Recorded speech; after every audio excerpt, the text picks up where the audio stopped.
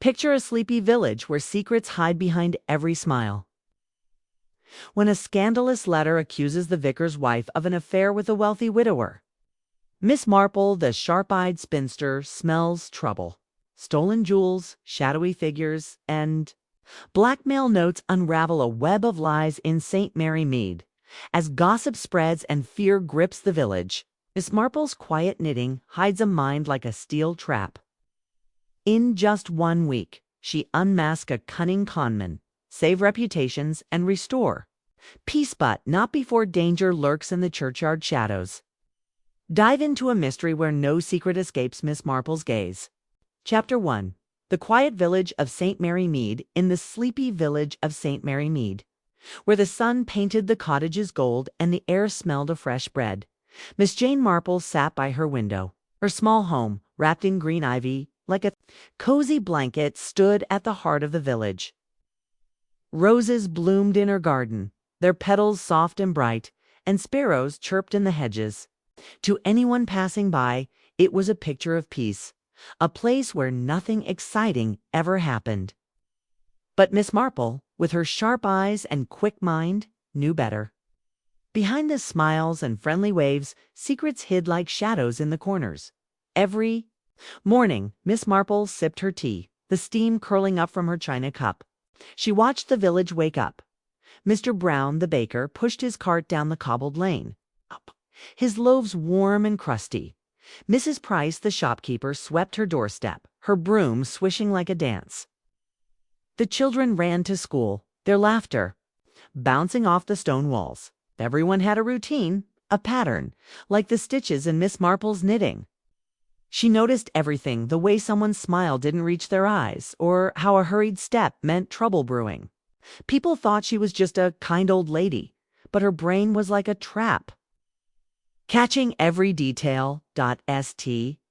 Mary Mead was small, with only a few dozen houses, a church, a shop, and a post office. The village green was where folks gathered to chat, their voices mixing with the hum of bees. The church, with its tall steeple, stood like a guard over the village, its bells ringing every Sunday. The vicar, Mr. Clement, was a gentleman with a soft voice, and his wife, Mrs. Clement, was always busy with church flowers or charity teas. Everyone knew everyone else, and gossip spread faster than butter on hot toast. If someone sneezed, the whole village knew by lunch. Miss Marple loved her home. Her cottage was tidy, with lace curtains and a fireplace that crackled in the evenings. Her sitting room was full of books and knitting baskets, and a small table held her teapot and favorite cup. From her window, she could see the lane that wound through the village, past the shop, and down to Meadow Manor, where Mr. Hawthorne lived. He was a rich man, quiet and sad since his wife died 2 years ago. His big house, with its tall gates, seemed lonely, even with all its fancy rooms. That morning, as Miss Marple poured her second cup of tea, she heard the clink of the letterbox. She wasn't expecting mail. Her niece, Joan, wrote once a month, and it wasn't time yet. Curious, she shuffled to the door in her soft slippers, her shawl draped over her shoulders. On the mat lay a plain envelope, no stamp, no address, just her name in messy handwriting, Miss Marple. Her fingers, nimble from years of knitting, opened it carefully. Inside was a single sheet of paper, the words scrawled in black ink. The letter was short but sharp, like a thorn. It said Mrs. Clement, the vicar's wife, sneaking around with Mr. Hawthorne. It claimed they met in secret, away from prying eyes, and that their meetings were shameful. The words were mean, meant to sting, but there was no signature. However, wrote, it didn't have the courage to show their face. Miss Marple's lips pressed into a thin line. She didn't like gossip, but she knew it could point to truth. Like a crooked signpost on a foggy road, she folded the letter and tucked it into her pocket. Her mind was already working, sorting the pieces like a puzzle. Mrs. Clement was a nervous woman, always fussing with her hair or her gloves. She was kind, though, and worked hard for the church. She really be meeting Mr. Hawthorne in secret? And why? Mr. Hawthorne barely left his manor, his days spent alone with his books and memories. The idea of them together seemed wrong, like a song played out of tune. Miss Marple sat back in her chair, her tea cooling. She thought about the village and its people. Everyone had a story, and she knew most of them. There was Mrs. Price, who loved to talk, her tongue wagging like a dog's tail. There was Mr. Brown, the baker, who was sweet on the school teacher, Miss Hart. And there was Mr. Lyle, the new man in the village who'd moved into the old mill house last month. He was charming with a quick smile, but his eyes were sharp, like he was always watching. Miss Marple didn't trust charm. It was often a mask. The letter bothered her, not because of what it said, but because of why it was sent. Someone wanted to stir trouble, to make waves in the calm pond of St. Mary Mead. Was it a prank, or something darker? She remembered a time, years ago, when a similar letter had caused a fuss. It had accused the doctor's wife of stealing, but it turned out to be a lie spread by a jealous neighbor. Miss Marple had figured it out then, and she'd figure this out now. She decided to start her day as usual. Routine was her disguise, letting her watch without being noticed. She put on her hat, a simple one with a small feather, and grabbed her basket. The post office was her first stop. She needed stamps, but really, she wanted to listen. The post office was where gossip flowed like a river. Mrs. Green, the postmistress, had ears as sharp as Miss Marple's, and she loved to share what she heard. The walk to the post office was short, the lane lined with daisies and buttercups. The sun was warm, and a soft breeze carried the scent of lavender. Miss Marple nodded to passers-by, her smile gentle. "Good morning, Mr. Brown," she called as the baker tipped his cap. "Morning, Miss Marple. Fresh rolls today," he replied, his cheeks red from the oven's heat. She waved but kept walking, her eyes scanning the village. Everything looked normal, but the letter in her pocket felt heavy. Like a stone dot at the post office, Mrs. Green was sorting letters behind the counter. Her glasses slid down her nose as she worked, and her gray hair was pinned in a messy bun. "Morning, Miss Marple," she said, her voice bright. "Stamps, is it?" Miss Marple nodded, setting her basket on the counter. "Two, please. Any news today?" she asked, her tone light. Mrs. Green leaned forward, her eyes sparkling. "Well, I shouldn't say, but I heard Mrs. Clement was seen near Meadow Manor last night. Odd, don't you think?" Miss Marple's heart skipped, but her face stayed. "Come." "Perhaps she was visiting someone," she said, "fishing for more." Mrs. Green shrugged. "Maybe, but it was late, and she looked nervous. That's what Tom, the milkman, said." Miss Marple paid for her stamps, her mind buzzing. So Mrs. Clement had been near Mr. Hawthorne's house. That didn't prove the letter was true, but it was a thread to pull. She left the post office and headed to the shop. Mrs. Price was there, dusting shelves, her apron tied tight. The shop smelled of soap and apples, and jars of sweets lined the counter. "Miss Marple, come for tea or sugar?" Mrs. Price asked, her smile wide. "Bit of both," Miss Marple said, picking up a tin of biscuits. She chatted about the weather, then steered the talk to Mrs. Clement. "I heard she's been busy with the church flowers," she said, watching Mrs. Price's face. Mrs. Price nodded, but her eyes narrowed. "She's been odd lately, hasn't she? Always rushing about, looking like she's got a secret. And someone saw her near the churchyard last week, after dark." Miss Marple's fingers tightened on her basket. The churchyard was close to Meadow Manor. Another thread, another clue. She thanked Mrs. Price and left, her steps slow but her mind racing. Back at her cottage, Miss Marple sat by the fire, the letter in her hands. She read it again, her eyes tracing the angry words. Whoever wrote it knew something or wanted people to think they did. She thought about Mrs. Clement's nervous habits, Mr. Hawthorne's lonely life, and the new man, Mr. Lyle. She thought about the village where everyone seemed friendly, but secrets simmered. The letter was like a match, ready to spark a fire. She decided to watch the churchyard that evening. The letter had mentioned meetings there, and Mrs. Price's gossip backed it up. If Mrs. Clement was meeting Mr. Hawthorne, Miss Marple wanted to see it herself. She wasn't one to believe rumors without proof. She packed her knitting bag with a scarf and a small flashlight, just in case. The churchyard was old, with crooked gravestones and tall trees, a perfect place for secrets. As the sun dipped low, painting the sky pink, Miss Marple put on her coat and slipped out. The village was quiet, the shops closed, the children indoors. She walked to the church, her steps soft on the grass. The churchyard was shadowy, the air cool and damp. She found a spot behind a big yew tree, its branches hiding her. She waited, her knitting in her lap, her eyes sharp. Minutes passed, then an hour. The church clock struck 6. Its chime deep and slow. Just as Miss Marple thought no one would come, she heard footsteps. A figure appeared, Mrs. Clement, her coat buttoned tight, her face pale in the dim light. She stood by a gravestone, her hands twisting together. Miss Marple held her breath. Then another figure came, Mr. Hawthorne, his hat pulled low. They spoke, their voices low, too soft to hear. Miss Marple watched, her heart steady. They didn't touch, didn't smile. Mrs. Clement looked scared, and Mr. Hawthorne's shoulders were stiff. This wasn't a meeting of lovers, she thought. This was something else, fear, maybe, or desperation. They talked for a few minutes, then parted, Mrs. Clement hurrying back to the vicarage, Mr. Hawthorne to his manor.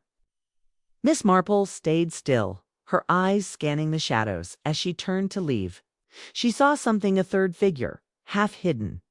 By the church wall, it was too dark to see their face, but they were watching, just like her. Her skin prickled.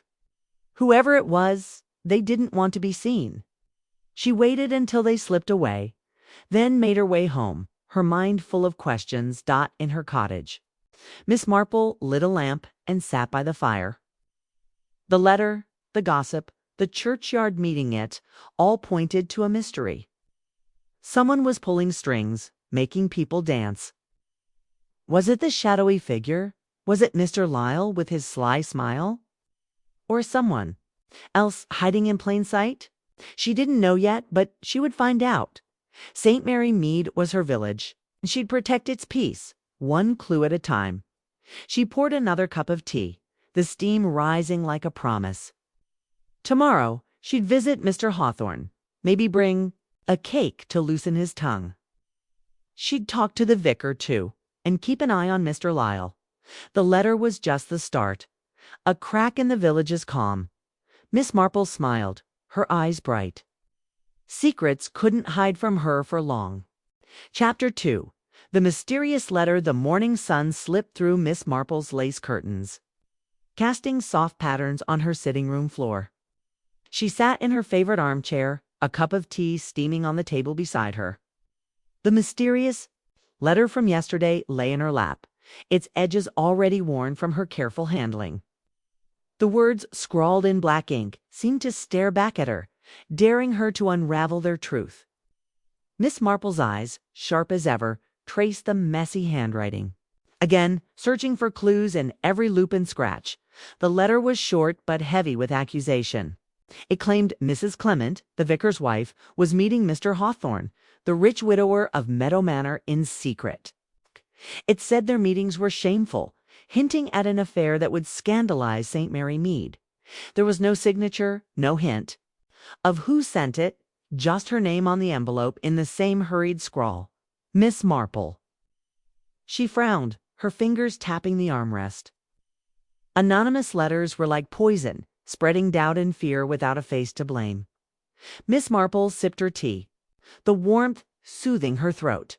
Her mind was already at work, sorting the letters, claims like threads in her knitting. Mrs. Clement was a quiet woman, always busy with church duties or charity work.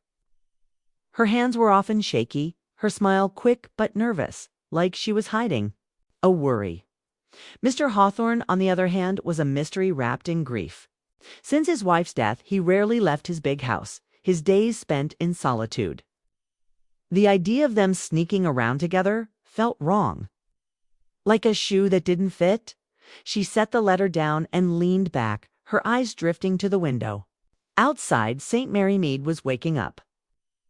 The milkman's cart rattled down the lane, bottles clinking. Children skipped toward the school, their voices high and carefree. The village looked peaceful, with its neat cottages and blooming gardens, but Miss Marple knew better. Every village had secrets, and St. Mary Mead was no different. The letter was a spark, and she needed to find the fire before it spread. Her first thought was the letter itself. The paper was cheap, the kind sold at Mrs. Price's shop for a penny a sheet. The ink was ordinary, black and smudged in places, as if the writer had been in a rush. The handwriting was uneven, slanting to the right, with letters that wobbled, like they were written in anger. Miss Marple had seen handwriting like that before years ago. When a nasty note had accused the butcher of cheating his customers, that note had been a lie, written by a rival, and she'd figured it out by watching and listening. This time, she'd do the same. She stood, her movements slow but sure, and tucked the letter into her knitting bag. The bag, a faded blue with sturdy handles, was her constant companion, holding yarn, needles, and now a secret. She decided to start her day as usual, keeping her routine like a cloak to hide her purpose. People talked more when they thought you were just chatting, not prying. Her plan was simple: visit the shop, the post office, and maybe the church. Letting the village's gossip guide her, Miss Marple put on her coat, a sensible gray one, and her hat with the small feather. She grabbed her basket empty except for her purse and a shopping list she'd scribbled as an excuse. The air outside was crisp, smelling of dew and fresh grass. The lane to the village center was quiet, lined with daisies that bobbed in the breeze. She waved to Mr. Brown, the baker, as he pushed his cart past. "Morning, Miss Marple," he called, his face red from the morning's work. "Morning," she replied, her smile warm but her eyes scanning the street. The shop was her first stop. Mrs. Price, the shopkeeper, was a fountain of gossip, her tongue always ready to spill the latest news. The shop was small, its shelves packed with jars of jam, tins of tea, and bolts of cloth. A bell jingled as Miss Marple stepped inside, and Mrs. Price looked up from her counter, her apron dusted with flour. "Miss Marple, here for your usual?" she asked, her eyes bright with curiosity. "Just a few things," Miss Marple said, setting her basket down. She picked up a tin of biscuits and a small bag of sugar, moving slowly to give Mrs. Price time to talk. "The village seems lively today," she said, her voice light. Mrs. Price leaned forward, her voice dropping to a whisper. "Oh, it is. Did you hear about Mrs. Clement? Tom, the milkman, saw her near Meadow Manor last night looking all sneaky. Funny, isn't it, her being out so late?" Miss Marple's heart quickened, but her face stayed calm. Near Meadow Manor. Maybe she was on an errand, she said, testing the water. Mrs. Price shook her head.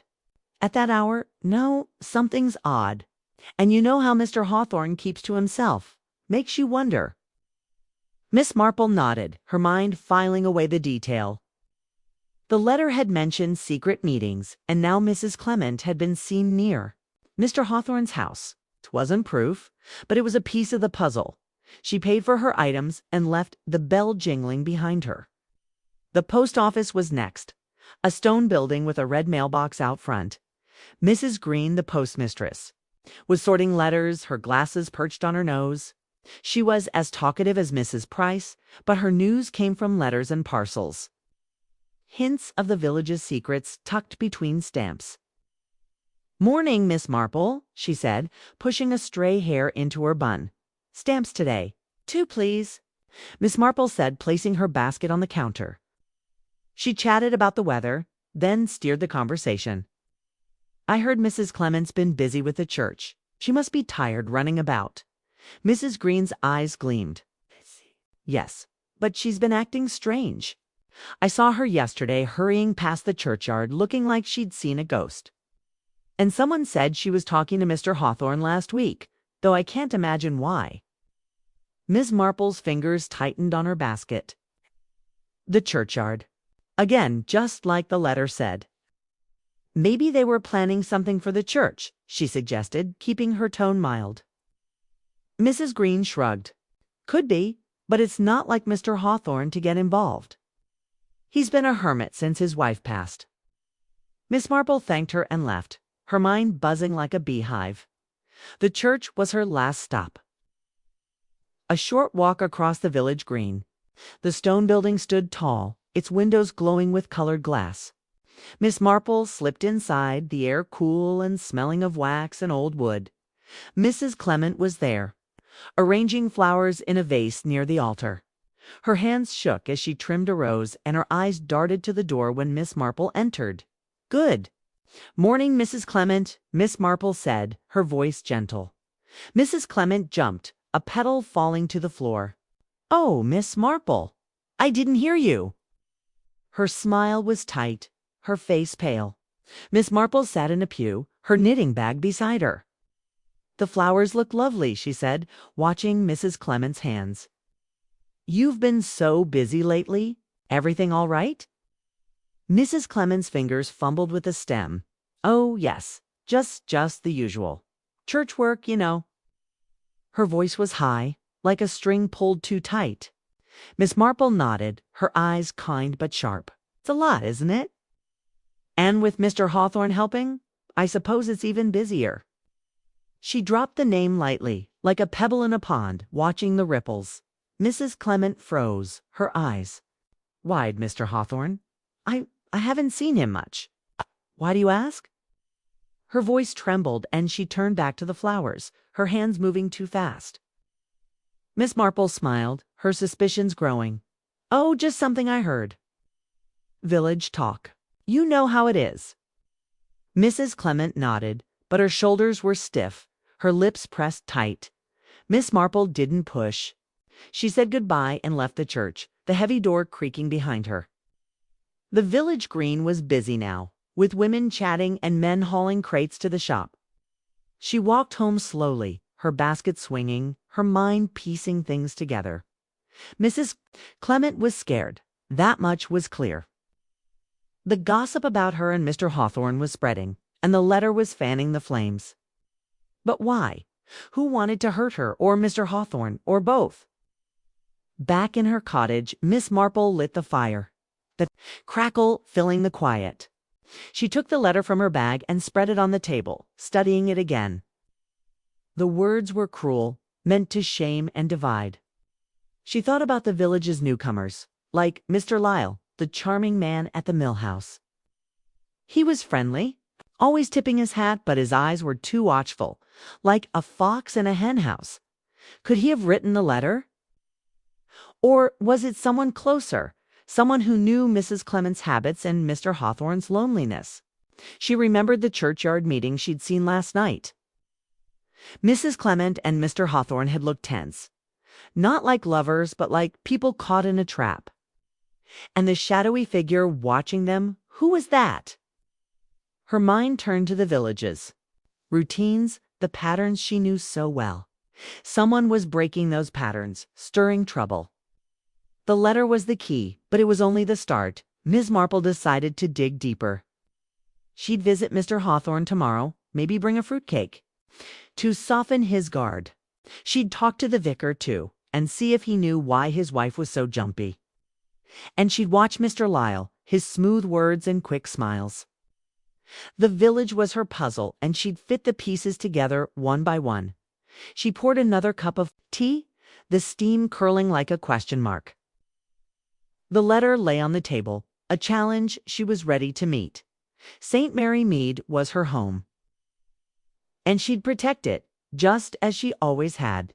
Her eyes sparkled, her mind sharp as a needle. Whoever wrote that letter thought they could hide, but Miss Marple was already on their trail. Chapter 3. Shadows in the Churchyard. The afternoon sun dipped low over St. Mary Mead, painting the sky with streaks of orange and pink. Miss Jane Marple sat in her cottage, her knitting needles clicking softly as she thought about the mysterious letter and the village gossip.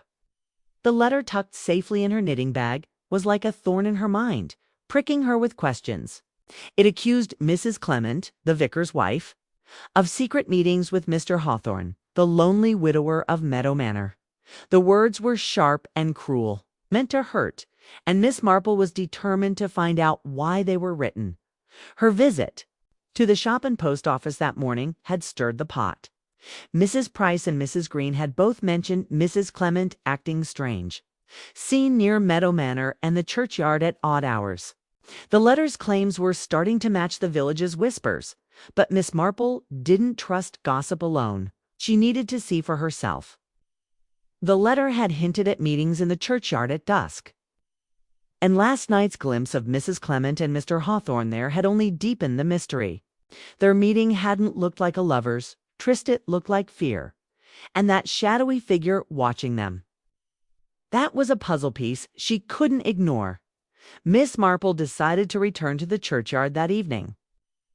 If Mrs. Clement and Mr. Hawthorne were meeting again, she wanted to know more what they said, how they acted, and if the shadowy figure would show up.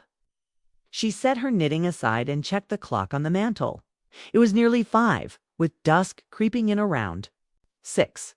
She had just enough time to prepare. She packed her knitting bag with a warm scarf, small flashlight, and a notebook for jotting down anything important. Her coat was warm, her hat simple, and her shoes soft-soled for quiet steps. The churchyard was a spooky place after dark, with its old gravestones and twisted trees, but Miss Marple wasn't afraid. She'd faced worse than shadows in her years of solving village mysteries. The walk to the church was short, the village quiet as families settled in for supper. The air was cool, carrying the scent of damp leaves and chimney smoke. The lane wound past cottages with glowing windows, their curtains drawn tight. Miss Marple kept her steps steady, her eyes scanning the shadows. She nodded to old Mr. Jones, who was locking up his garden shed. "Evening, Miss Marple," he called, his voice gruff. "Evening," she replied, her smile hiding her purpose. The church stood at the edge of the village, its steeple dark against the fading sky. The churchyard was surrounded by a low stone wall, its gate creaking as Miss Marple pushed it open. The air was heavier here, thick with the smell of earth and moss. Gravestones leaned like tired old men, their names worn by time. Yew trees, dark and sprawling, cast long shadows that seemed to move in the breeze. Miss Marple chose her spot, carefully a thick yew near the church wall, its branches low enough to hide her small frame. She settled behind the tree, her knitting bag at her side. The ground was damp, but she'd brought a small cushion to sit on, a trick she'd learned from years of watching and waiting. She pulled her scarf around her shoulders and waited, her eyes fixed on the path leading to the churchyard. The village clock struck 5:30, its chime deep and slow, echoing over the rooftops. Dusk was close now, the light fading fast. Miss Marple's mind wandered as she waited, piecing together what she knew.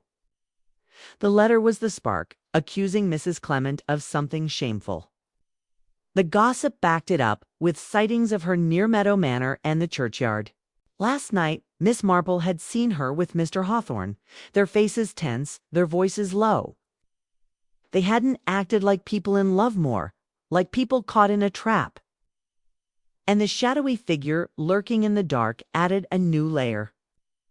Was it the letter writer watching their plan unfold, or someone else with their own reasons to spy? She thought about Mrs. Clement's nervous habits, her shaky hands, her quick glances. The woman was scared. That much was clear from their talk in the church that morning, when Miss Marple had mentioned Mr. Hawthorne. Mrs. Clement had nearly dropped her flowers, her face pale as milk. Mr. Hawthorne was harder to read. He was a private man, his life wrapped in the quiet of Meadow Manor. But the gossip said he'd been seen with Mrs. Clement, and last night's meeting proved it. What tied them together? Miss Marple's thoughts turned to the village's newcomers, like Mr. Lyle, the charming man who'd moved into the mill house. He was all smiles, but his eyes were sharp, like he was always counting cards. Creepy. Behind the letter, stirring trouble for his own gain. Or was it someone closer? Someone who knew the village's secrets? She remembered Mrs. Price's eager gossip and Mrs. Green's sly hints. Everyone had a story, and someone was twisting them into lies. The clock struck 6, pulling Miss Marple back to the moment. The churchyard was darker now, the sky a deep purple. She strained her ears, listening for footsteps. The wind rustled the yew branches, and an owl hooted nearby, its call soft but eerie. Then she heard a faint crunch of gravel on the path. Her heart quickened, but she stayed still, her eyes locked on the gate. A figure appeared, moving quickly.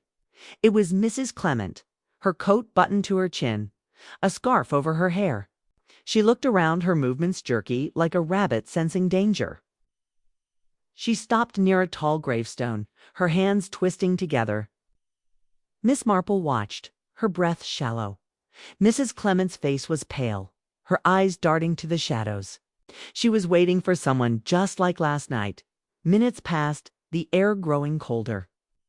Miss Marple's fingers tightened on her knitting bag, her body tense but steady. Then another figure came through the gate, Mr. Hawthorne, his hat low, his coat collar turned up, moved with purpose, his steps heavy on the gravel. He joined Mrs. Clement by the gravestone, and they began to talk, their voices low and urgent. Miss Marple leaned forward, trying to catch their words, but the wind carried them away. She could only see their faces, Mrs. Clement's pinched with worry, Mr. Hawthorne's tight with strain. They stood close, but didn't touch, their bodies stiff. Mrs. Clement gestured with her hands, her movements sharp, like she was pleading. Mr. Hawthorne shook his head, his jaw set. Whatever they were talking about, it wasn't love. Miss Marple's mind raced. The letter had called their meetings shameful, but this looked like fear, or maybe anger. Were they arguing? Planning something? Or trying to escape a trap? The meeting lasted only a few minutes. Mrs. Clement's shoulders slumped, and she nodded, her face crumpling like she might cry. Mr. Hawthorne touched her arm briefly, a gesture more kind than romantic, then turned to leave. Mrs. Clement stayed a moment longer, her head bowed before hurrying back toward the vicarage. Miss Marple watched them go, her mind filing away every detail of their expressions, their gestures, the way they kept looking around. She was about to move when she froze. A rustle came from the church wall, not far from her hiding spot. Heart skipped, but she stayed still, her eyes scanning the darkness. There it was, the shadowy figure again, half hidden by the wall. The shape was vague, cloaked in a dark coat, their face lost in the gloom. They were watching the spot where Mrs. Clement and Mr. Hawthorne had stood, their bodies still as stone. Miss Marple's skin prickled. Whoever they were, they didn't belong here. Not at this hour. Not with that sneaky stance. The figure lingered for a moment, then slipped away, their footsteps faint on the grass. Miss Marple waited, counting to 10 in her head before standing. Her knees ached from sitting so long, but her mind was sharp. She crept to the gate, her flashlight off to avoid being seen. The village was silent now, the cottages dark except for a few glowing windows. She made her way home, her steps careful, her thoughts spinning like a wheel dot in her cottage. Miss Marple lit the fire, the flames casting a warm glow over the room. She set her knitting bag on the table and took out the letter, spreading it beside her notebook. She jotted down what she'd seen: Mrs. Clement's fear, Mr. Hawthorne's tension, the shadowy figure's stealth. The churchyard was the key, a place where secrets met under cover of dark. But what did it mean? Was the letter true, or was it a trick to hide something else? She thought about the village's rhythms, the way people moved and talked. Mrs. Clement was breaking her routine, sneaking out at dusk. Mr. Hawthorne, who rarely left his manor, was doing the same. And the shadowy figure, were they the letter writer, or just another piece of the puzzle? Miss Marple's eyes narrowed. She'd seen blackmail before, in a case years ago when a nasty note had driven a shopkeeper to despair. This felt similar, like someone was pulling strings, making people dance. Her plan for tomorrow was clear. She'd visit Mr. Hawthorne, using a neighborly excuse to get inside his manor. She'd talk to the vicar, too, to see if he knew why his wife was so scared. And she'd keep an eye on Mr. Lyle, the new man with the sly smile. The letter was a clue, but the churchyard was the stage, and Miss Marple was ready to watch the play. She poured a fresh cup of tea, the steam rising like a promise. The fire crackled, and the letter lay on the table, its words no longer a threat but a challenge. St. Mary Mead was her village, and she'd uncover its secrets, one shadow at a time. Her eyes sparkled, her mind as sharp as the needles in her bag. Whoever was behind this, they'd underestimated Jane Marple. Chapter 4. The village gossip mill. The morning sun climbed over St. Mary Mead, its light spilling across the rooftops and glinting off the dew-soaked grass. Miss Jane Marple sat at her kitchen table, a pot of tea steaming beside her. The mysterious letter spread out like a map of trouble. Its words, accusing Mrs. Clement of secret meetings with Mr. Hawthorne, buzzed in her mind like bees. The churchyard scene from last night, Mrs. Clement's frightened face, Mr. Hawthorne's stiff shoulders, and the shadowy figure lurking nearby had only deepened the puzzle. Miss Marple's fingers, nimble from years of knitting, tapped the table as she thought. The village was whispering, and she needed to listen. St. Mary Mead was a place where gossip grew faster than weeds. Every glance, every hurried step was a story waiting to be told. Miss Marple knew this, and she knew how to use it. The letter was a spark, and the village's chatter was the kindling. She'd spent yesterday gathering snippets. Mrs. Price at the shop saying Mrs. Clement was seen near Meadow Manor. Mrs. Green at the post office mentioning her odd behavior by the churchyard. These bits, like threads in her sewing basket, were starting to form a pattern. But gossip was tricky. Half-truths tangled with lies. And Miss Marple needed more to untangle it. She sipped her tea, the warmth settling her thoughts. The letter was cruel, unsigned, meant to shame Mrs. Clement and stir up scandal. But why? Was it personal? Someone with a grudge against the vicar's wife? Or was it bigger, tied to Mr. Hawthorne's wealth or his lonely manor? The churchyard meeting suggested fear, not love, and that shadowy figure watching them hinted at a hidden hand. Miss Marple's eyes narrowed. She'd seen schemes like this before, years ago when a spiteful note had nearly ruined a farmer's wife. She'd solved that mystery by listening and watching, and she'd do it again. Her plan for the day was simple but sharp. She'd visit the shop again, letting Mrs. Price's loose tongue spill more clues. Then she'd call on Mr. Hawthorne at Meadow Manor, using a neighborly excuse to poke around. She'd baked a fruitcake last night, its sweet smell still lingering in the kitchen, and it would be her ticket inside. Finally, she'd keep an eye on Mr. Lyle, the new man in the village, whose charm felt like a mask. The gossip mill was turning, and Miss Marple was ready to grind out the truth. She stood, her movements slow but steady, and tucked the letter into her knitting bag. The bag, faded blue and sturdy, held her yarn, needles, and now the key to the mystery. She put on her coat, a plain gray one, and her hat with the small feather.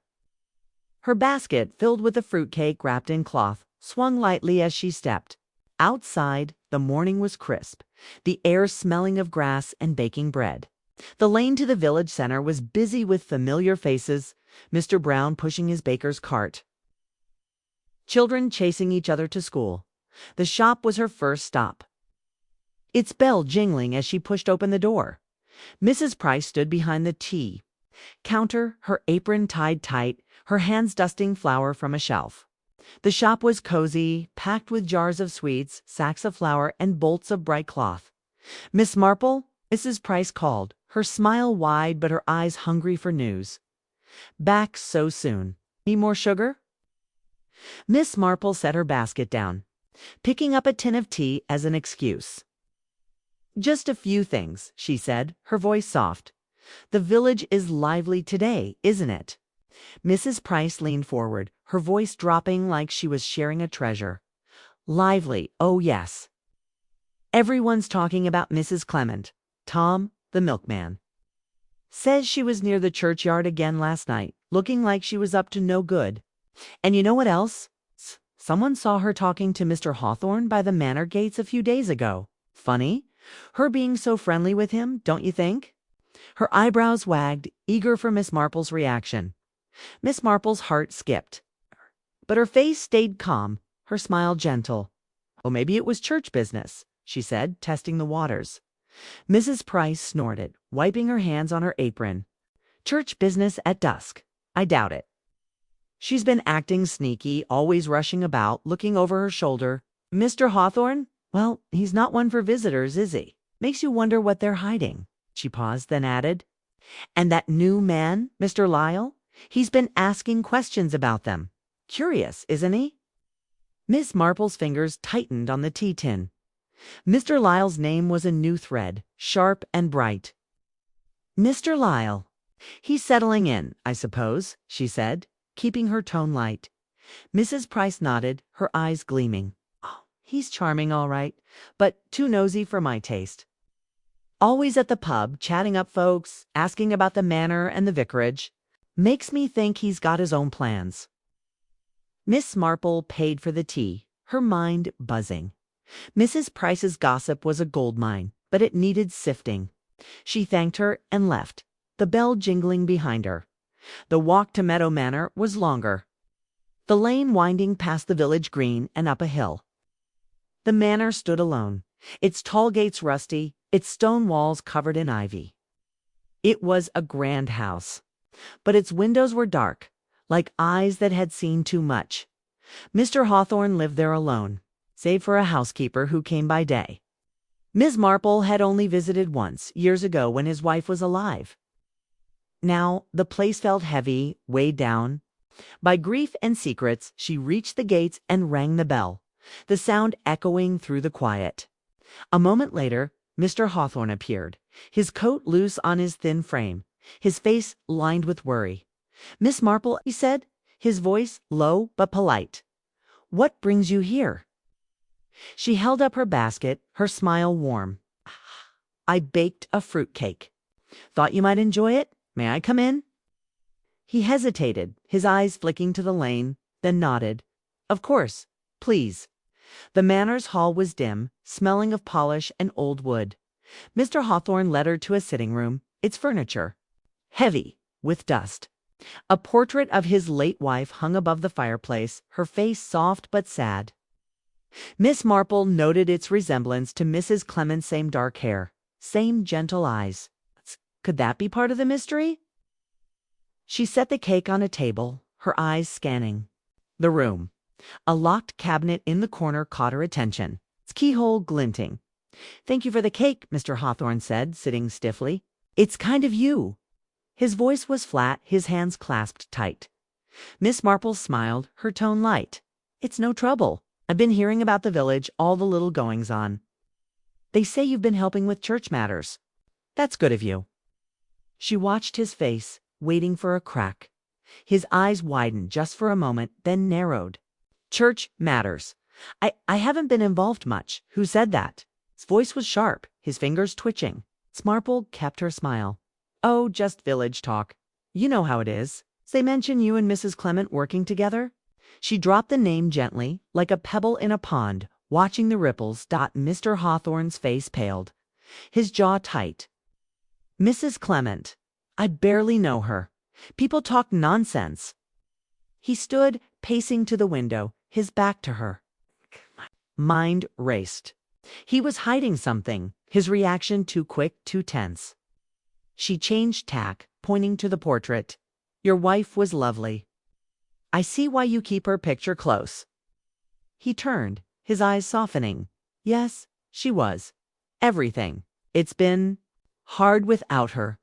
Miss Marple nodded, her voice kind. "I heard about a theft here, a brooch of hers. Such a shame. It was a guess, based on a whisper from Mrs. Green. But it hit the mark." Mr. Hawthorne froze, his hand gripping the chair. "The brooch. How did you?" "It's nothing. It's just a trinket, stolen months ago. I didn't report it." His words were rushed, his eyes darting to the locked cabinet. She didn't push further. She'd stirred enough for one visit. "Well, I hope it's found," she said, standing. "Thank you for your time, Mr. Hawthorne. Enjoy the cake." He walked her to the door, his manners stiff but polite. As she left, she glanced back, catching a glimpse of him staring at the cabinet, his face a mask of worry. The walk home was slow, her basket lighter without the cake. The village was bustling now, the green filled with women chatting and men unloading crates. Miss Marple's mind was a whirlwind. Mr. Hawthorne's reaction to Mrs. Clement's name, his panic about the brooch, it all pointed to a secret. The locked cabinet was a clue, maybe holding the brooch or something else. And the portrait, so like Mrs. Clement. Could someone be using that resemblance to cause trouble? She thought about the gossip, the letter, the churchyard. Mrs. Price had mentioned Mr. Lyle asking questions, his curiosity sharp like a knife. Was he tied to the theft, the letter, or both? The shadowy figure in the churchyard could be him or someone else, watching and waiting. Miss Marple's eyes sparkled. The gossip mill was spinning, and every word was a thread in her web. Back in her cottage, she lit the fire, the crackle filling the quiet. She took the letter from her bag and set it beside her notebook, jotting down the day's findings. Mrs. Price's talk of Mr. Lyle, Storthorn's fear, the locked cabinet, the brooch. The village was a puzzle, and she was fitting the pieces together. Tomorrow, she'd visit the vicar, see if he knew why his wife was so scared. She'd watch Mr. Lyle, too, his charm a warning rather than a welcome. Miss Marple poured another cup of tea, the steam curling like a question. The letter lay on the table, its words a challenge she was ready to meet. St. Mary Mead was her home, and she'd protect it, one whisper at a time. Her mind was sharp, her heart steady. Whoever was behind this, they'd soon learn that Jane Marple saw everything. Chapter 5. A visit to Meadow Manor. The morning in St. Mary Mead was soft and golden, with sunlight spilling over the cottages and warming the cobblestone lanes. Miss Jane Marple sat by her window, her tea cooling as she turned the mysterious letter over in her hands. Harsh words accusing Mrs. Clement of shameful meetings with Mr. Hawthorne were like a splinter in her mind. The churchyard encounter, Mrs. Clement's frightened eyes, Mr. Hawthorne's tense stance, and the shadowy figure lurking nearby had only thickened the mystery. Yesterday's gossip from Mrs. Price and her own probing at Meadow Manor had added new pieces to the puzzle, but the picture was still blurry. Miss Marple's visit to Mr. Hawthorne had been revealing. His nervous reaction to Mrs. Clement's name, his panic when she mentioned the stolen brooch, and that locked cabinet in his sitting room all pointed to secrets. The portrait of his late wife, so like Mrs. Clement in her dark hair and gentle eyes, nagged at her. Was the resemblance a clue, or just a trick of her imagination? And then there was Mr. Lyle, the charming newcomer, whose name kept popping up in Mrs. Price's chatter. His curiosity about the manor and the vicarage too sharp for comfort. She sipped her tea, the steam curling like a question mark. The village gossip was a river carrying bits of truth and lies, and Miss Marple knew how to fish in it. Mrs. Price had said Mr. Lyle was asking questions, poking into things that weren't his business. The letter, the churchyard meetings, the stolen brooch, it all felt connected, like threads in her knitting knotted together by someone's clever hands. She needed to pull those threads, and Meadow Manor was the place to start. Miss Marple decided to visit Mr. Hawthorne again. Her fruitcake had gotten her in the door yesterday, but today she'd bring something else, a jar of her homemade raspberry jam, a sweet excuse to dig deeper.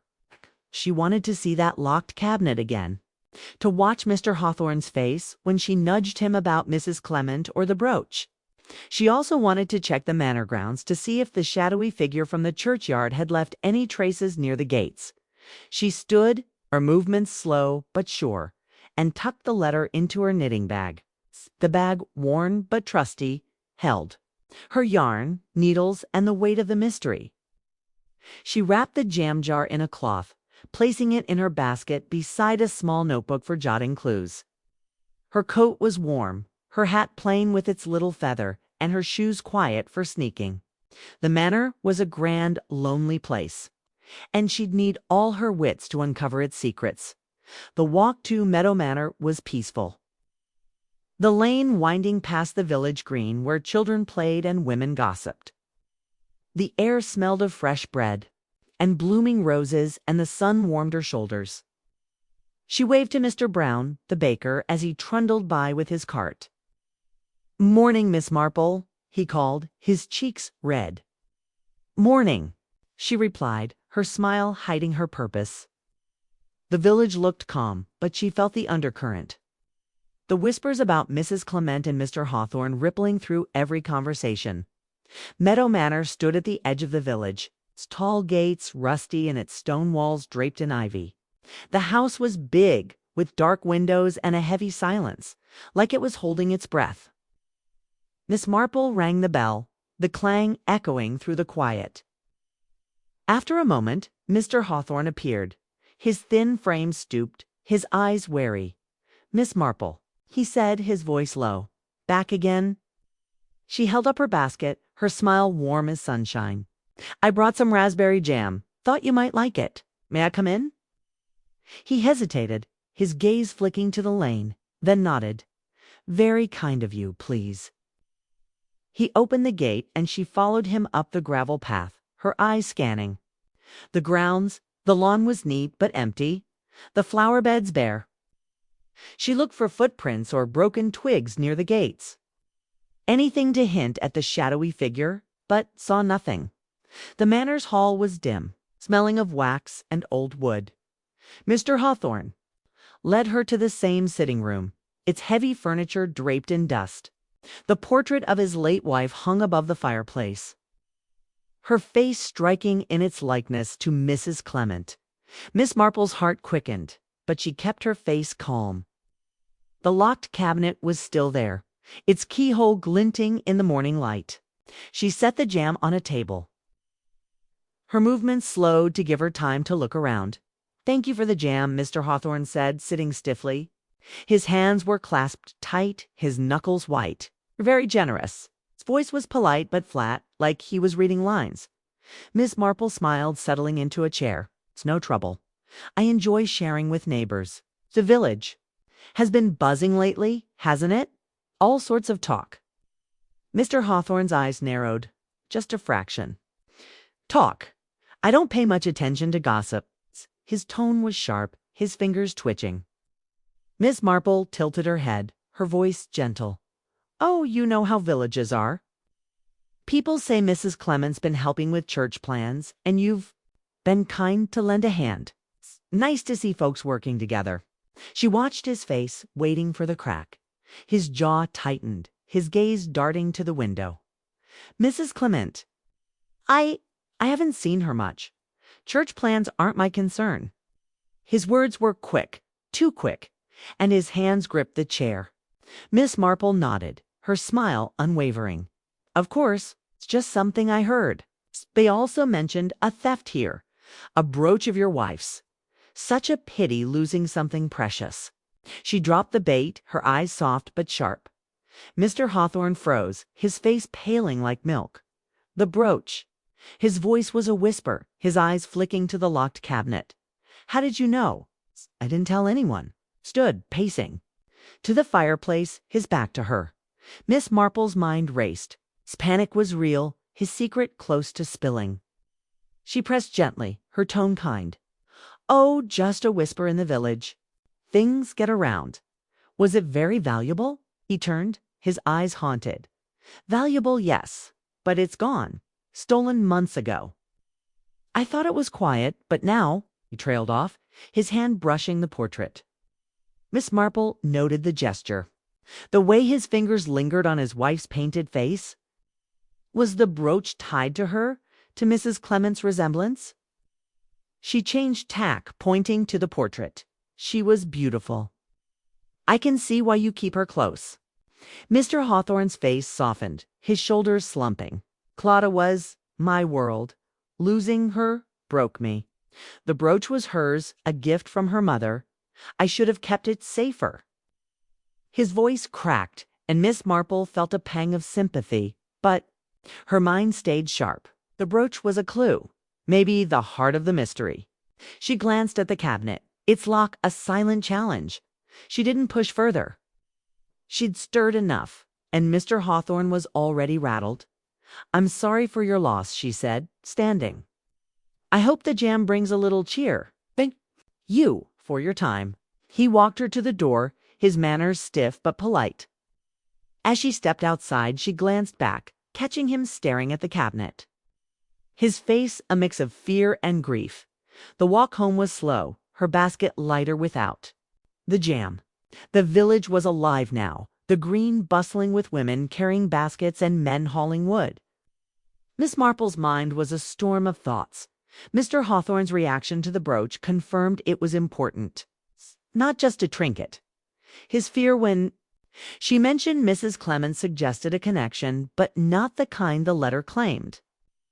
The portrait's resemblance to Mrs. Clement was no coincidence. Someone was using it, weaving it into their scheme. She thought about the gossip, the churchyard. The shadowy figure. Mrs. Price had mentioned Mr. Lyle's nosy questions, his interest in the manor and the vicarage. Was he the thief, the letter writer, or both? The shadowy figure could be him, sneaking around to watch his plan unfold. Or was it someone else, someone closer to the village's heart? Miss Marple's eyes sparkled. The puzzle was growing, but she was patient, like a cat watching a mouse. Back in her cottage, she lit the fire, the crackle filling the quiet. She took the letter from her bag and set it beside her notebook, jotting down the day's clues. Mr. Hawthorne's panic, the locked cabinet, the brooch's value, the portrait's likeness. The manor was a vault of secrets, and she'd cracked it open just a bit. Tomorrow, she'd visit the vicar, see if he knew why his wife was so jumpy. She'd watch Mr. Lyle, too, his charm a warning sign. As she walked to the village green later. That afternoon, she spotted this same shadowy figure from the churchyard, lingering near the manor gates. The figure was cloaked in a dark coat, their face hidden, but their stance was familiar, watchful, sneaky. Miss Marple's heart quickened, but she kept her pace steady, pretending to adjust her basket. The figure didn't notice her slipping away into the trees. She made a mental note. The manor was being watched. Just like the churchyard, Miss Marple poured another cup of tea, the steam rising like a promise. The letter lay on the table, its words a challenge she was ready to meet. St. Mary Mead was her village, and she'd protect it, one clue at a time. Her mind was sharp, her heart steady. Whoever was behind this, they'd underestimated Jane Marple, and that was their biggest mistake. Chapter 6. The Vicar's Confession. The morning sun bathed St. Mary Mead in a gentle glow, its rays slipping through the ivy on Miss Jane Marple's cottage. She sat by her fireplace, a cup of tea in hand, the mysterious letter on the table. Before her, its accusing words claiming Mrs. Clement was sneaking around with Mr. Hawthorne were like a knot in her knitting, begging to be unraveled. The churchyard meetings, the village gossip, and her visit to Meadow Manor had woven a tangled web. Mrs. Clement's fear, Mr. Hawthorne's panic over the stolen brooch, and the shadowy figure lurking near the manor gates all pointed to a deeper secret. Miss Marple's sharp eyes gleamed. She was closing in. Yesterday's trip to Meadow Manor had been a gold mine. Mr. Hawthorne's pale face when she mentioned the brooch, its nervous glance at the locked cabinet, and the portrait of his late wife so like Mrs. Clement were clues that fit together like puzzle pieces. The gossip from Mrs. Price about Mr. Lyle, the charming newcomer, added another layer. His nosy questions about the manor and the vicarage made him a suspect. Maybe the shadowy figure or even the letter writer. But Miss Marple needed more than guesses. She needed truth, and the vicarage was her next stop. She sipped her tea, the warmth steadying her thoughts. The village was a chatterbox, to whispers carrying hints of the mystery. Mrs. Price had said Mrs. Clement was acting sneaky, seen near the churchyard and Meadow Manor at odd hours. Mrs. Green at the post office had noticed her jumpy behavior, too, The letter's claims of shameful meetings didn't match the fear Miss Marple had seen in Mrs. Clement's eyes in the churchyard, or the tension in Mr. Hawthorne's voice. Something else was at place, something dark, like blackmail or a hidden crime. Miss Marple decided to invite the vicar, Mr. Clement, for tea. He was a kind man, soft-spoken and devoted to his flock, but his wife's strange behavior might have caught his notice. If anyone knew why Mrs. Clement was so scared, it was him. Miss Marple would use her gentle questions, her cozy cottage, and a plate of scones to loosen his tongue. She also wanted to watch his face, to see if he hid anything. Behind his calm smile, she stood, her movements slow but sure, and tucked the letter into her knitting bag. The bag, faded but faithful, held her yarn, needles, and the weight of the mystery. She bustled to the kitchen, pulling out flour and butter to make scones. The smell of baking soon filled the cottage, warm and inviting. She set a tray with her best china, a pot of tea, and a jar of her raspberry jam. Her sitting room was tidy, the fire crackling, the lace curtains letting in soft light. It was the perfect setting to make the vicar feel safe and talkative. At 11 o'clock, the vicar knocked on her door. Miss Marple greeted him with a smile, her shawl draped over her shoulders. "Mr. Clement, how kind of you to come," she said, ushering him inside. He was a tall man, his hair graying, his eyes gentle but tired. "Thank you, Miss Marple," he said, his voice soft. "Your scones are famous in the village." She chuckled, leading him to the sitting room, where the tea tray waited. They sat by the fire, the scones warm and golden. Miss Marple poured tea, her hands steady, her eyes watching. "It's been a busy time at the church, hasn't it?" she said, passing him a scone. Mrs. Clement must be run off her feet with all the charity work. She kept her tone light, like a neighbor chatting, but her words were a hook. Baited and ready, Mr. Clement nodded, spreading jam on his scone. "Yes, she's always busy. The flower arrangements, the bazaar, she does so much." His smile was warm, but his eyes flicked to the fire, a shadow crossing his face. Miss Marple sipped her tea, her voice gentle. "She seems a bit tired lately, though. I saw her in the church yesterday, and she looked worried. Everything all right at the vicarage?" The vicar's hand paused, his scone halfway to his mouth. "Worried," he said, his voice catching. "Well, she's been under some strain. The church work, you know, it's a lot." He set the scone down, his fingers trembling slightly. Miss Marple's heart quickened, but her face stayed kind.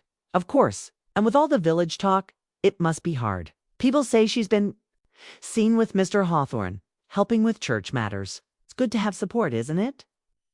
Mr. Clement's face paled, his eyes wide. "Mr. Hawthorne." His voice was a whisper, his hands gripping the chair. "What talk?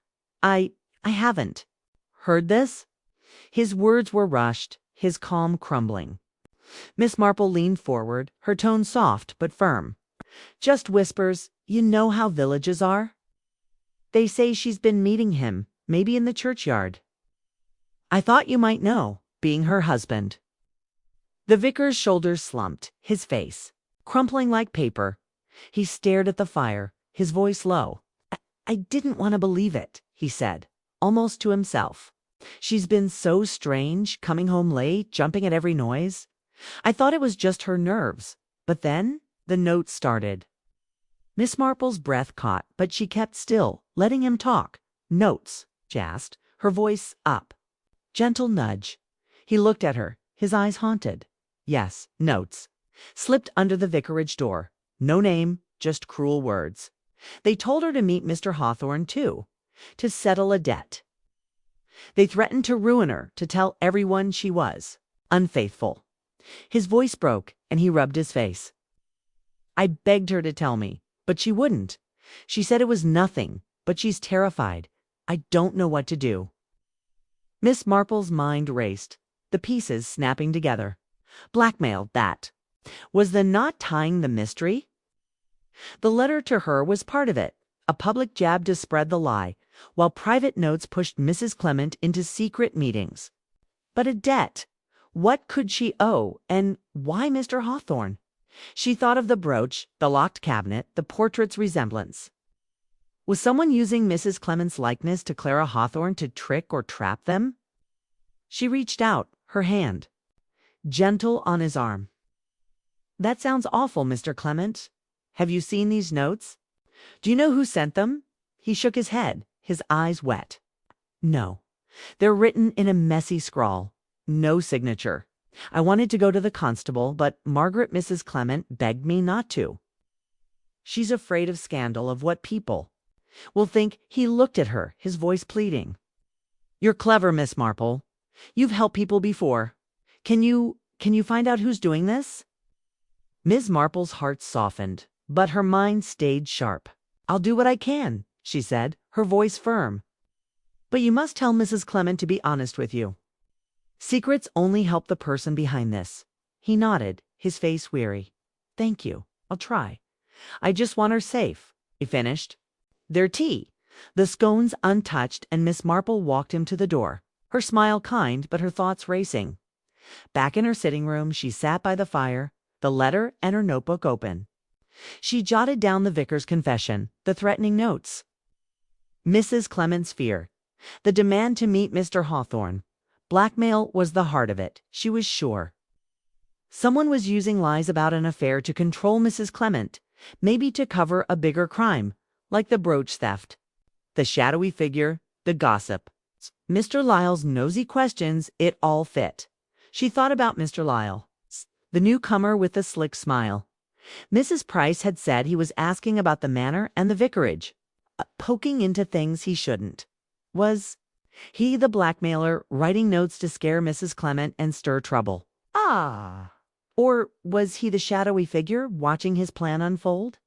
The resemblance between Mrs. Clement and Clara Hawthorne was a clue, maybe the key to why she was targeted. Did someone mistake her for Clara, or use the likeness to confuse Mr. Hawthorne? Miss Marple's eyes drifted to the window, where the village bustled under the noon sun. The green was alive with women chatting, their baskets swinging, and men hauling crates to the shop. She remembered the shadowy figure near the manor gates yesterday, their sneaky stance so like the one in the churchyard. Whoever they were watching, waiting, pulling strings. She needed to find them, and soon. Her plan for the afternoon was clear. She'd visit the shop again, see if Mrs. Price had more to say about Mr. Lyle or the gossip. She'd also walk by the mill house where Mr. Lyle lived, to watch his comings and goings. Tomorrow, she'd talk to Mrs. Clement, using the vicar's confession to get her to open up. The blackmailer was clever, but Miss Marple was cleverer. Her mind a trap for secrets. She poured another cup of tea, the steam rising like a vow. The letter lay on the table, its words no longer a threat but a guide.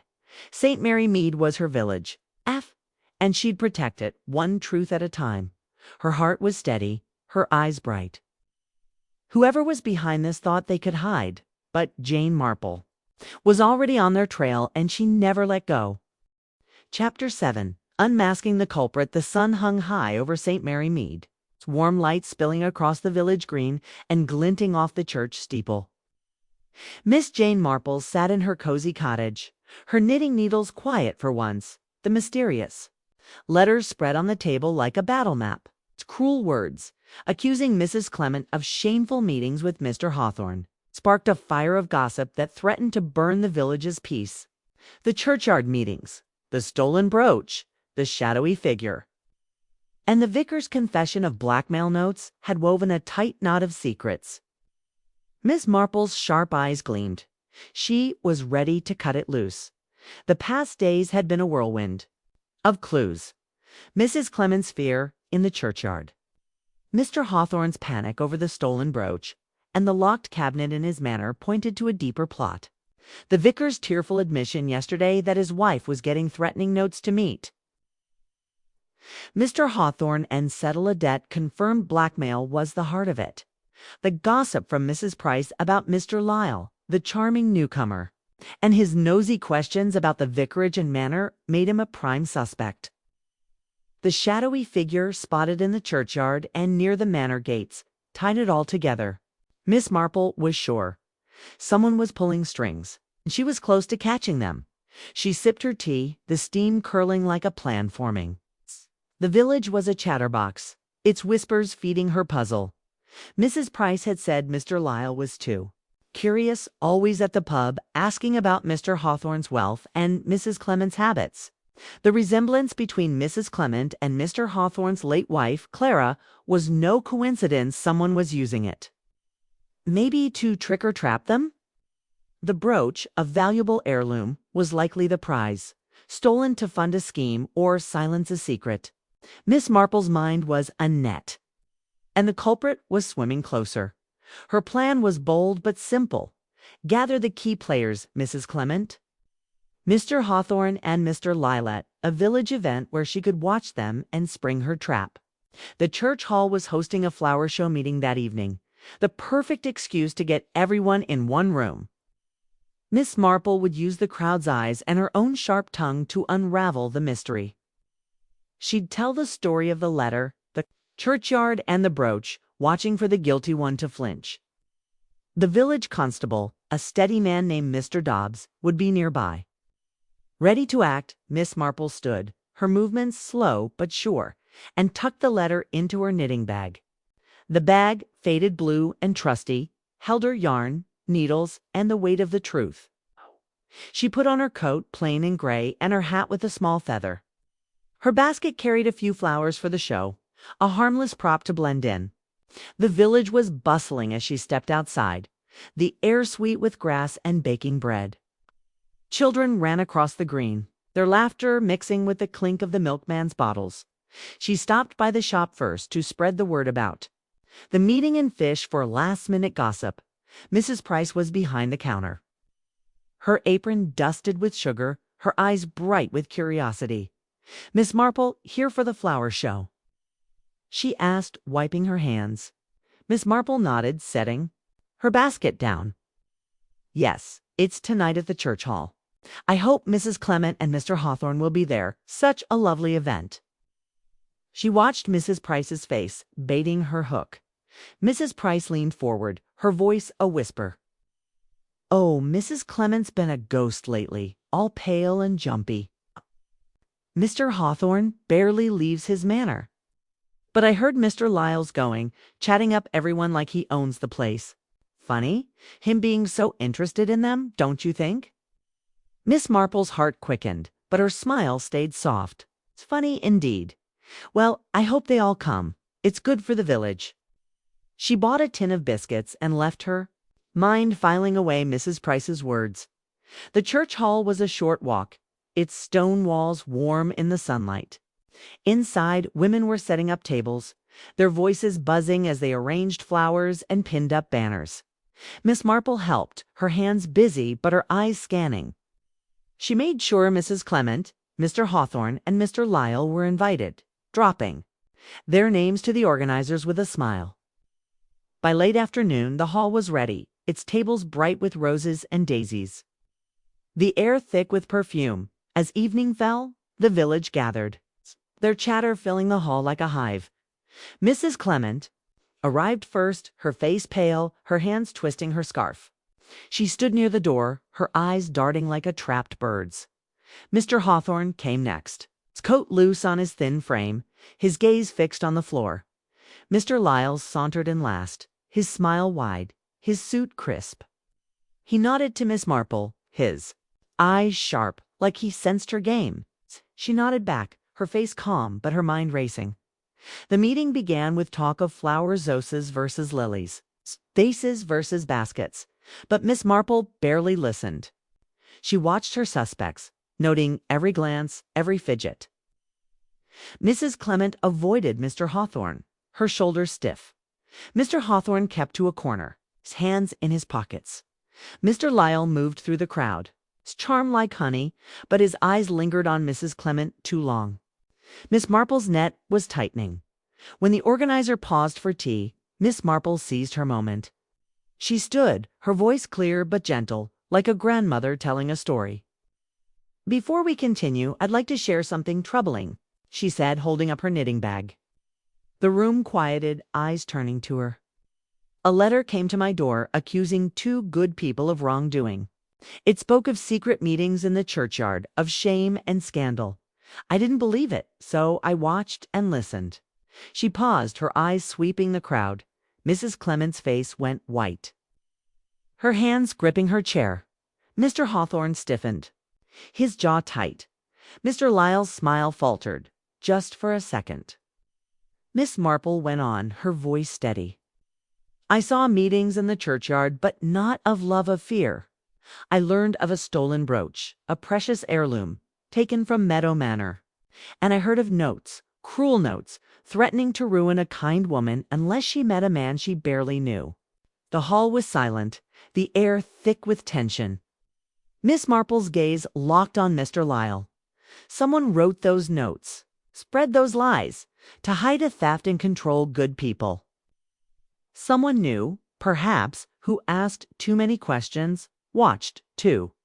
Closely she pulled the letter from her bag, holding it up. This letter was a trick, a distraction, but it led me to the truth. The brooch was stolen by someone clever, someone who used Mrs. Clement's likeness to Clara Hawthorne to sow confusion. That someone is here. Mr. Lyle's face changed, his charm cracking like thin ice. He stood, his voice sharp. This is nonsense. You've no proof, old woman? But his hands shook, and his eyes darted to the door. Miss Marple smiled, her voice calm. No proof? Then why did I see a man matching your description near the manor gates, watching like a thief? Why did Mrs. Price hear you asking about the brooch's value? And why did the constable find a sapphire pin in your room this morning? The crowd gasped, heads turning to Mr. Lyle. Miss Marple had tipped off Constable Dobbs earlier, sharing her suspicions and urging a quiet search. It was a bluff. She didn't know if they'd found the brooch, but it worked. Mr. Lyle's face twisted, and he bolted for the door. The crowd parted, stunned, as Constable Dobbs stepped forward, his hand firm. Not so fast, Mr. Lyle, he said, blocking the way. We've got questions for you. Mr. Lyle struggled, his voice rising. You can't prove anything. This is a mistake. But his eyes were wild, his charm gone. Miss Marple stepped closer, her voice soft but cutting. You stole the brooch, Mr. Lyle. You wrote the notes, threatening Mrs. Clement to meet Mr. Hawthorne, making it look like an affair. You used her resemblance to Clara to confuse and distract. But you didn't count on me. The constable lead. Mr. Lyle away, the crowd buzzing like bees. Mrs. Clement burst into tears, her husband rushing to her side. Mr. Hawthorne stood frozen, his face a mix of relief and shame. Miss Marple slipped her letter back into her bag, her work done. The hall erupted in whispers, the flower show forgotten. She stepped outside, the night air cool, the stars bright above. Back in her cottage, Miss Marple lit the fire, the crackle filling the quiet. She took out her notebook, jotting the final pieces. Mr. Lyle's scheme, the brooch's theft, the blackmail notes. The shadowy figure was his accomplice, a hired man who'd fled when the plan unraveled. The village was safe again, its secrets laid bare. She thought of Mrs. Clement's relief, Mr. Hawthorne's gratitude, and the gossip that would soon fade. Miss Marple poured another cup of tea, the steam rising like a sigh. The letter lay on the table, its power broken. St. Mary Mead was her village, and she'd guarded it, one truth at a time. Her eyes sparkled, her heart steady. Whoever thought they could outsmart Jane Marple had learned their lesson, and she was ready for the next mystery. Chapter 8. Restoring peace. The morning sun rose over St. Mary Mead, its golden light washing away the shadows of the past week's turmoil. Miss Jane Marple sat by her fireplace, her knitting needles clicking softly, a cup of tea steaming on. The table, mysterious letter. Once a spark of scandal lay folded in her knitting bag, its power broken. Last night's dramatic unmasking at the church hall had settled the village's nerves. But Miss Marple's sharp mind was still at work, tying up loose ends. Mr. Lyle's arrest, the recovery of the stolen brooch, and Mrs. Clements cleared. Name had restored peace, but she knew secrets never stayed buried for long. The flower show meeting had been a triumph. Miss Marple had laid out the mystery, the letter accusing Mrs. Clement of an affair with Mr. Hawthorne, the churchyard meetings, the stolen brooch, and the blackmail notes watching Mr. Lyle's charm crumble under her steady gaze. His desperate dash for the door, stopped by Constable Dobbs, had sealed his guilt. The crowd's gasps, Mrs. Clement's tears, and Mr. Hawthorne's quiet relief were still fresh in her mind. The brooch, found in Mr. Lyle's room at the mill house, was back with Mr. Hawthorne, and the village was buzzing with the news. Miss Marple sipped her tea, the warmth soothing her throat. The mystery had been a knot of lies, woven by Mr. Lyle to hide his theft and control Mrs. Clement. He'd used her resemblance to Clara Hawthorne, Mr. Hawthorne's late wife, to stir confusion, sending notes that threatened scandal unless she met Mr. Hawthorne in secret. The letter to Miss Marple was a bold move, meant to spread gossip and distract from his crime. But he hadn't counted on her. With her quiet ways and razor-sharp mind, the village was calmer now, its rhythms returning. Outside her window, the lane was alive with familiar sights: Mr. Brown's baker's cart rattling by, children skipping to school, women chatting on the green. The gossip about Mrs. Clement and Mr. Hawthorne was fading, replaced by talk of Mr. Lyle's downfall. Miss Marple smiled, her needles clicking. She'd protected St. Mary Mead, just as she always did, but she knew her work wasn't done. A new letter slipped under her door that morning, hinted at trouble with the baker's apprentice. Trouble never stopped, but neither did she. She thought back to the past week, piecing together the final threads. The churchyard meetings where Mrs. Clement and Mr. Hawthorne had looked scared, not romantic, were the key. The vicar's confession about the blackmail notes had confirmed her suspicions, and Mr. Hawthorne's panic over the brooch pointed to its value. The shadowy figure, Mr. Lyle's hired accomplice, had fled the village, leaving Lyle to face the constable alone. Every clue had led to the church hall, where Miss Marple's trap snapped shut. Her morning was planned, a quiet routine. To settle her thoughts, she'd visit the vicarage to check on Mrs. Clement, then stop by the shop to hear the latest chatter. Mr. Hawthorne deserved a follow-up, too, to ensure he was at ease. The new letter about the baker's apprentice could wait a day. She'd learned to tackle one mystery at a time. For now, St. Mary Mead was safe, its peace restored. And Miss Marple was content. She stood, her movements slow but steady, and tucked the old letter deeper into her knitting bag.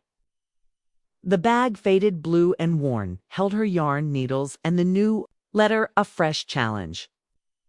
She put on her coat, gray and sensible, and her hat with the small feather.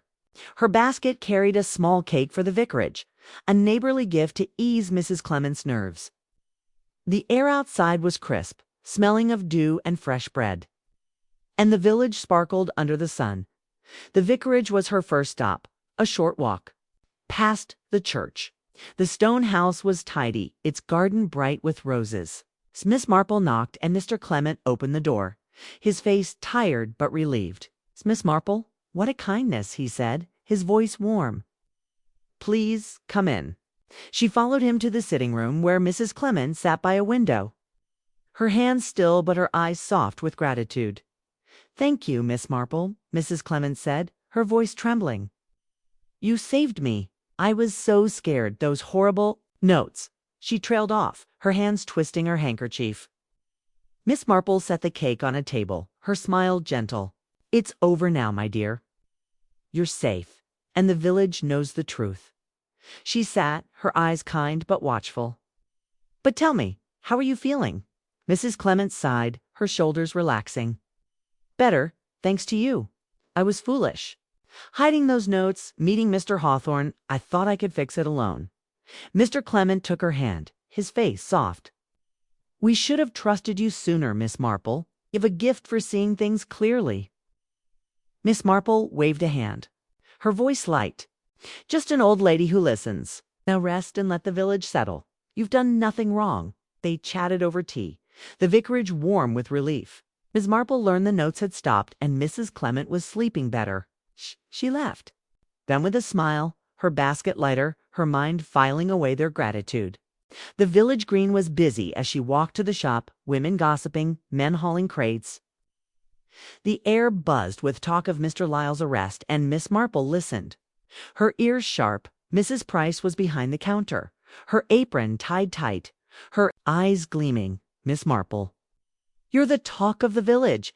Catching that scoundrel Lyle," she crowed, wiping her hands. Miss Marple picked up a tin of tea, her smile modest. "It's just clearing up a misunderstanding. Any news today?" Price leaned forward, her voice low. "Well, they say Lyle's accomplice was a drifter, gone before the constable could nab him. And Mr. Hawthorne's been seen walking, looking lighter. You've done wonders." Miss Marple nodded, her mind noting the accomplice's escape. "Good to hear things are settling," she said, paying for the tea. She left the shop, the bell jingling, and headed toward Meadow Manor. The lane was quiet, lined with daisies, and the manor's gates loomed ahead, less forbidding in the daylight. She rang the bell, and Mr. Hawthorne appeared, his face less drawn than before. "Miss Marple," he said, his voice soft, "you've done me a great service. Please come in." The sitting room was brighter now, the dust less heavy. The portrait of Clara Hawthorne still hung, but its weight seemed lighter. The locked cabinet was open, the brooch safe inside. Miss Marple set her basket down, her eyes gentle. "I'm glad you have your wife's brooch back. It must mean a lot."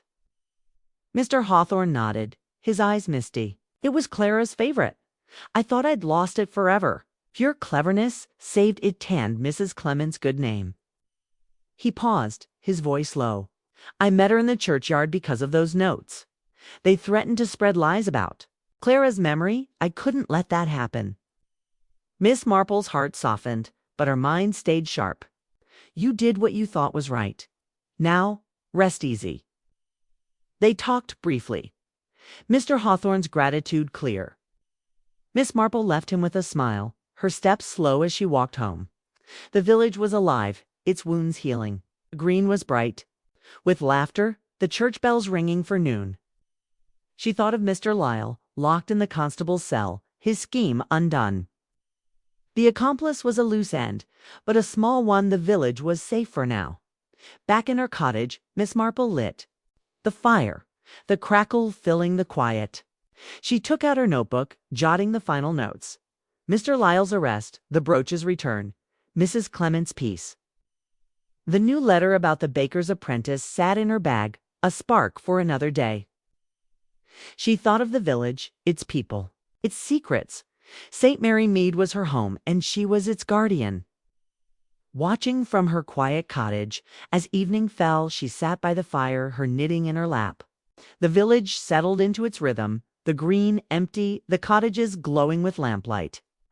The new letter's words whispered in her mind something about the apprentice stealing flour. Or was it more? She smiled, her needles clicking. Mysteries were like weeds, always sprouting. But she was a patient gardener. Miss Marple poured another cup of tea, the steam rising like a promise. The old letter, now just paper, lay in her bag, its story done.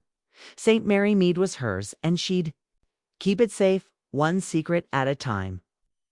Her eyes sparkled, her heart steady. Whoever thought they could hide from Jane Marple would learn, just as Mr. Lyle had, that her quiet smile saw everything.